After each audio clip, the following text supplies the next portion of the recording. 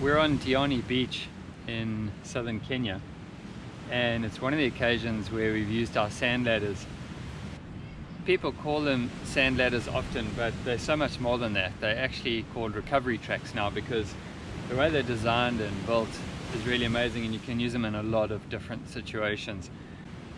The cool thing with these Tread Pros, the way they are designed, is the front end you've got like a more ramped surface, so you're able to wedge that in under the tire, and then the way the back end is designed, it's actually like a shovel. You can actually use that to dig. So a lot of times, people just have one shovel on their vehicle, but having these designed like this gives you the opportunity to use that as a shovel as well.